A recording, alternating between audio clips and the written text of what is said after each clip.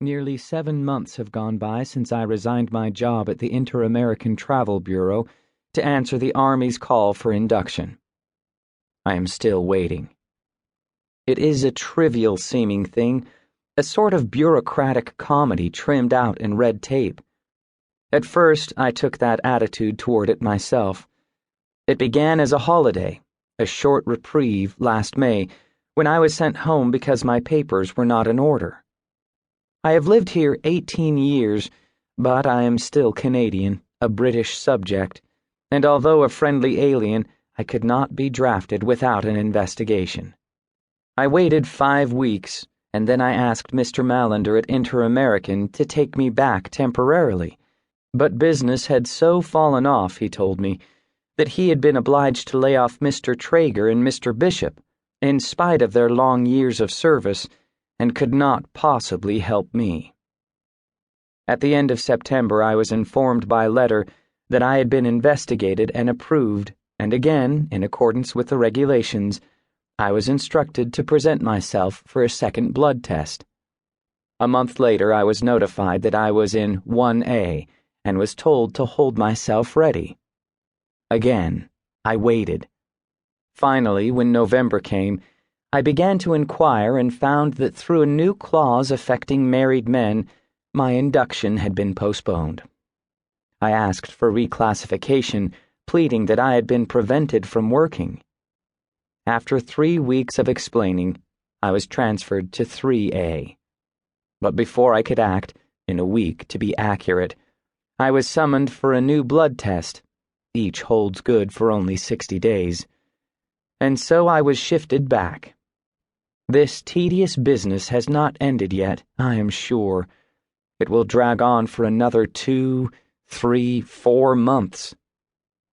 Meanwhile, Iva, my wife, has been supporting me. She claims that it is no burden and that she wants me to enjoy this liberty, to read and to do all the delightful things I will be unable to do in the Army. About a year ago, I ambitiously began several essays, mainly biographical, on the philosophers of the Enlightenment. I was in the midst of one on Diderot when I stopped. But it was vaguely understood, when I began to dangle, that I was to continue with them. Iva did not want me to get a job. As a 1A, I could not get a suitable one anyhow. Iva is a quiet girl. She has a way about her that discourages talk. We no longer confide in each other.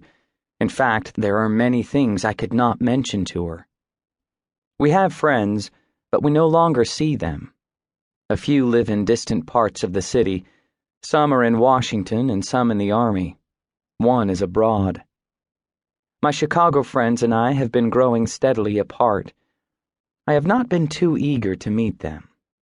Possibly some of our differences could be mended, but as I see it, the main bolt that held us together has given way, and so far I have had no incentive to replace it. And so, I am very much alone. I sit idle in my room, anticipating the minor crises of the day, the maid's knock, the appearance of the postman, programs on the radio, and the sure cyclical distress of certain thoughts. I have thought of going to work, but I am unwilling to admit that I do not know how to use my freedom and have to embrace the flunkeydom of a job because I have no resources. In a word, no character. I made an attempt to enlist in the Navy last time I was reclassified, but induction, it seems, is the only channel for aliens. There is nothing to do but wait, or dangle, and grow more and more dispirited.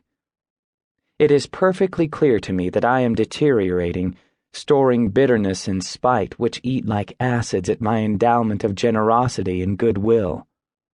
But the 7 months' delay is only one of the sources of my harassment.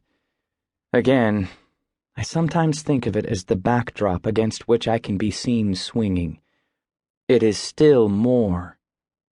Before I can properly estimate the damage it has done me, I shall have to be cut down. December 16th. I have begun to